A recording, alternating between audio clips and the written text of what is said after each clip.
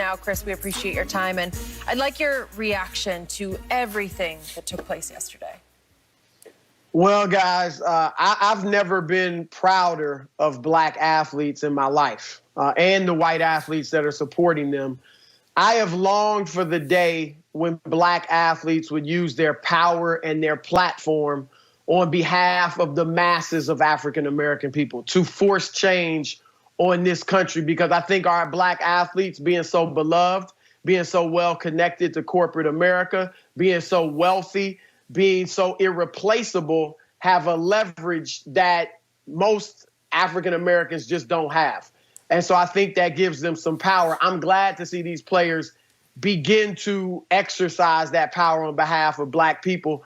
I think they have shown a willingness to make a sacrifice of their livelihood, hundreds of thousands of dollars perhaps, and even millions of dollars if it may come to that, on behalf of other American citizens who don't have the power to fight for themselves. I think any American should be able to respect and admire that, regardless of your political affiliation or whatever it may be. I've heard a lot about a plan.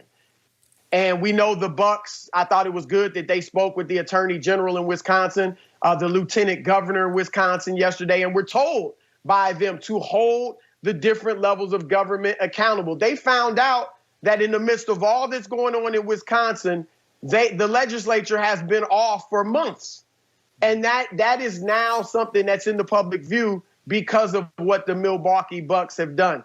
I love that LeBron said in the meeting, we need to begin holding owners accountable, because I believe these owners have power. They are wealthy. They are corporate titans. They are connected to lawmakers, to politicians, to police commissioners and chiefs. They have incredible power. Meek Mill, just look at that situation. Meek Mill, the rapper, was in jail for 5 months. Jay-Z, Rick Ross, Kevin Hart, members of the Philadelphia Eagles and other athletes were trying to get him out of jail. Robert Kraft and Michael Rubin, owner of the Philadelphia 76ers, obviously Kraft, the Patriots, they go and visit Meek Mill and say he shouldn't be here. And in 2 weeks, he's out of jail. In 2 weeks. And then the judge is removed off the case is dropped, and everything changes. And all the charges dropped. Power. Right. That's the power that these guys have, even more so than a LeBron James and other guys. Hey. But a LeBron James has the power to push them to get them to do this. They can support his More Than a Vote campaign, open up all their arenas for voters and fight against voter suppression. There's a lot of things they can do. So that is part of the plan. But I'm going to be honest. Even if there's no plan, I salute these athletes for standing up and saying, you know what? We are done entertaining America until America respects us fully as equal and fellow human beings. And not just us, but all black Americans. There is a long history in this country of blacks entertaining whites with singing, dancing, foot races, boxing, wrestling, dating all the way back to the slave plantation. So that shows you whites can enjoy the physical gifts of African Americans and enjoy being entertained by us without respecting our humanity.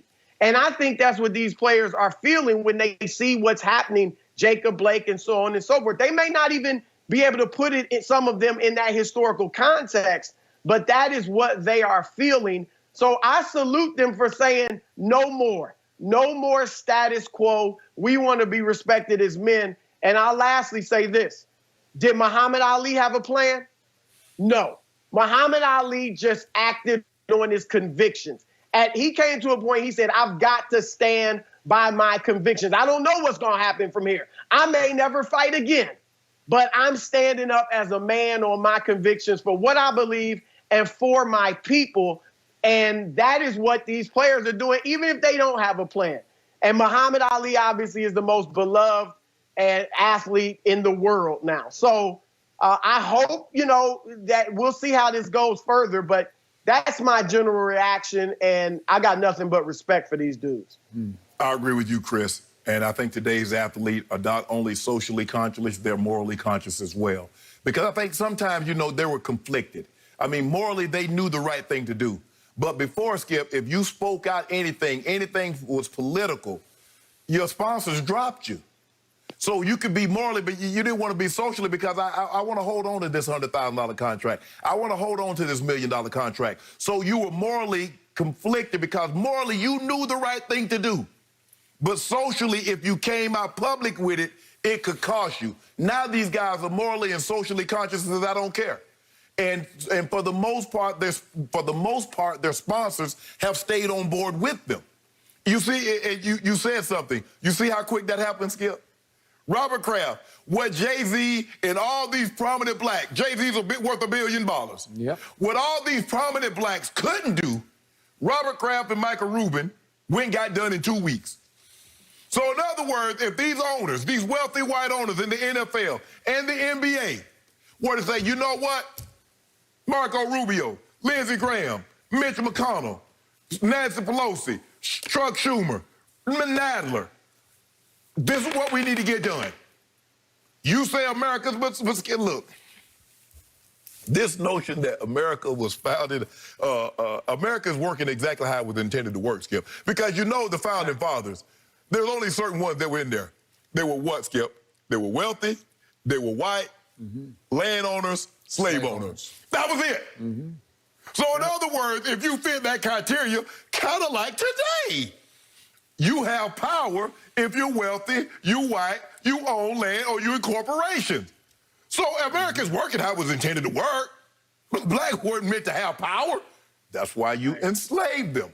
That's why you put Jim Crow. That's why you enacted laws. So we need, and LeBron is absolutely right.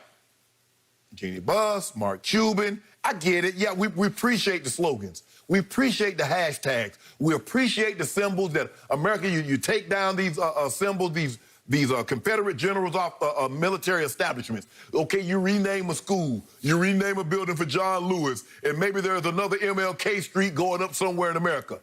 But enough of the symbols, we want substance. We want something tangible that we can see in the African-American community that says, okay, you're going to treat us differently. We're going to do away with the systemic racism and this economic inequality that exists. We need a better share. We need a bite of the apple. We need a bite of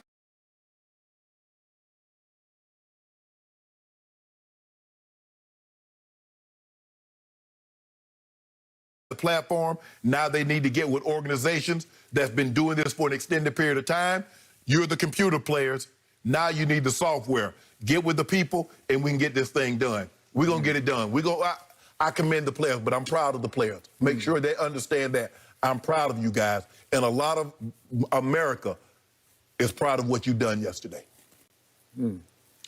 So, for me, Chris, last night hit emotionally like Rudy Gobert night. When the pandemic first started, the emotional impact of it just hit me like 10 tons of bricks. Wait a second, we might lose the NBA again for the right reason. That was for the COVID reason, obviously. And I also loved and applauded and congratulated what the Bucks did because it took a while. It was raw emotion. They finally decided as a team about 5 minutes to tip off with the Magic warming up, ready for tip off out on the floor. They decided, we just can't do this.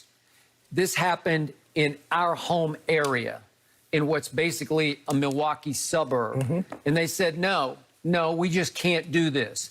And I don't know how well thought out it was because it left some teams like Orlando to start with in a lurch because they weren't ready not to play, and it made them look a little awkward and sheepish.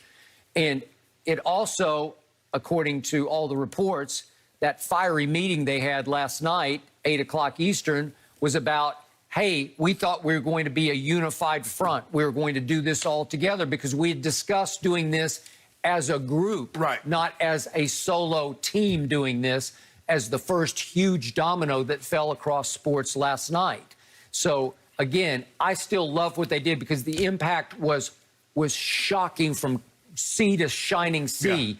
Yeah. It reopened a lot of new eyes. But the reason they had that meeting was there are a lot of players, starting with LeBron, and CP3, who said, wait a second, we thought we were going to do this together. We thought we were going to have a big press conference Right. and we were going to speak, all of us were going to speak, and it wound up George Hill speaking mostly for the Bucks. All right, Chris, And we're going to I have get you. that. Chris, sorry to interrupt No, you. We will have you stick around. We are not done with this conversation. Where does the NBA go from